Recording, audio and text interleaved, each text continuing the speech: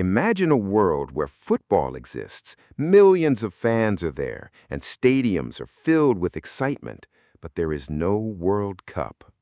Today, it is difficult to even imagine such a thing, because football and the World Cup seem to complement each other.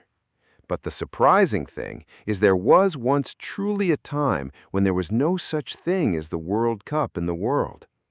Today, we will learn that incredible story of how the FIFA World Cup was born. Who was the man behind it? Why was the first World Cup organized in Uruguay? And how has a competition that started with just 13 teams turned into the world's biggest sporting festival today? Let's go back to a world of more than 100 years ago. In the late 19th century, football was rapidly becoming popular. Born in England, this game spread to various countries in Europe within a very short time. After that, the tide of football started in South America as well. At that time, international matches were held between different countries, but there was a big problem. There was no global tournament featuring the best teams in the world. Although football was played in the Olympic Games, only amateur players could participate there. As a result, there was no such stage for the world's best footballers where they could showcase their abilities. Right then, a big dream was born. May 21st, 1904. Football officials of several countries gathered in Paris, the capital of France. Their goal was to organize international football. From that meeting, FIFA was established. The full name of FIFA is Fédération Internationale de Football Association. In the beginning, FIFA was a small organization, but their dream was huge. They wanted to create a competition where the best teams from different countries of the world would participate. However, dreaming is easy, but implementing it was not easy at all.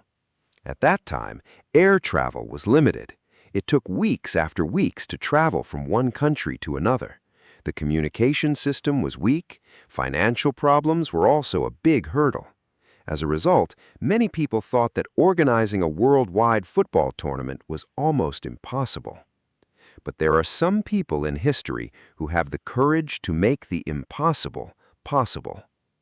In football history, that man's name is Jules Rimet. Jules Rimet was a French sports administrator. He believed that football was not just a game, it was a powerful medium to unite different nations and cultures. His belief became even stronger after witnessing the devastation of the First World War. He believed that instead of war, sports could create friendship between countries. In 1921, he was elected the president of FIFA. After that, his biggest mission began, the implementation of the World Cup. Year after year, he tried to convince the football officials of different countries. Many obstacles came, a lot of criticism happened, but he did not stop. Finally, in 1928, a historic decision was made at the FIFA Congress held in Amsterdam, Netherlands. FIFA announced that they would organize an independent international football tournament. What we know today as the World Cup had its official birth on that very day. Now the question was, where would the first World Cup be held? The names of many countries came up for discussion, but in the end, a small South American country was selected, Uruguay. Why? There were a few special reasons behind it. First, Uruguay was one of the strongest football teams in the world at that time. They had won gold medals in the 1924 and 1928 Olympics. Second, in 1930, the country was celebrating the 100th anniversary of its independence. Third, and the most important reason, was that the Uruguayan government promised to bear the travel and accommodation costs of the participating teams. This proposal was highly attractive to FIFA. Consequently, the decision was made that the first World Cup would be held in Uruguay. July 1930. The wait for a new chapter in history to begin. But here, too, there was a big problem. It took more than 2 weeks by sea to reach Uruguay from England. As a result, many European countries refused to participate. In the end, only 13 countries participated. Where 48 teams will participate in today's World Cup, there were only 13 teams in the first World Cup. Still, there was no lack of excitement. On July 13, 1930, the first match of the World Cup began. Thousands of spectators were present in the stadium. People didn't realize that they were going to be a part of history. As the tournament progressed, the excitement also kept increasing. Finally, that auspicious moment arrived. In the final, two arch-rival countries faced each other, Uruguay and Argentina. The match was full of excitement, emotion, and drama.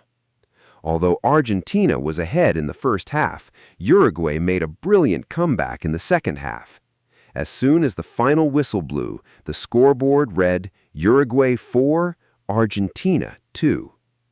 Uruguay became the world's first World Cup champion. The whole country erupted in joy. Thousands of people came out onto the streets. Montevideo became lively with fireworks, songs, and celebrations. A new legend was born in football history. The trophy presented to the winners of the first World Cup was later named the Jules Rimet Trophy in honor of Jules Rimet. For many years, this trophy was the most valuable prize in the football world. Later, Brazil gained permanent ownership of this trophy by winning the World Cup 3 times. But the journey of the World Cup was not always smooth. In 1939, the Second World War began. Destruction and unrest spread across the world. As a result, the 1942 and 1946 World Cups were canceled. Many feared that perhaps the World Cup would never return again.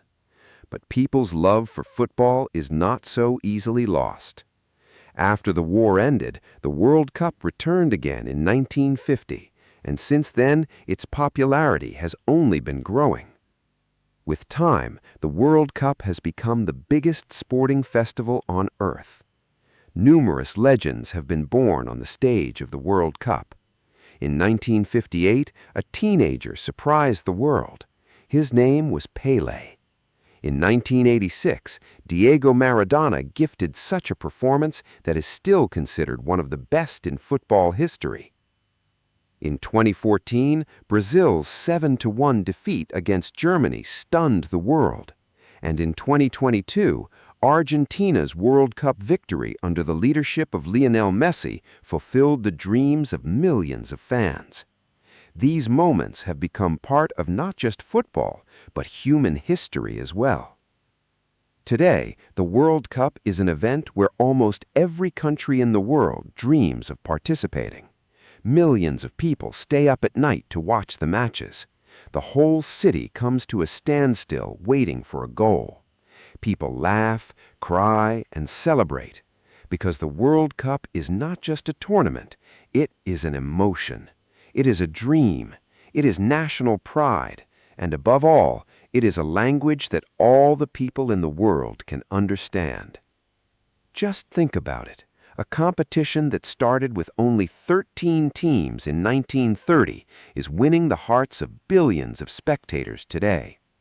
The dream that Jules Rimet once saw has turned into the most popular sporting event in the world. So next time when you watch a World Cup match, remember, behind it lies more than a century of history, struggle, dreams, and the hard work of countless people.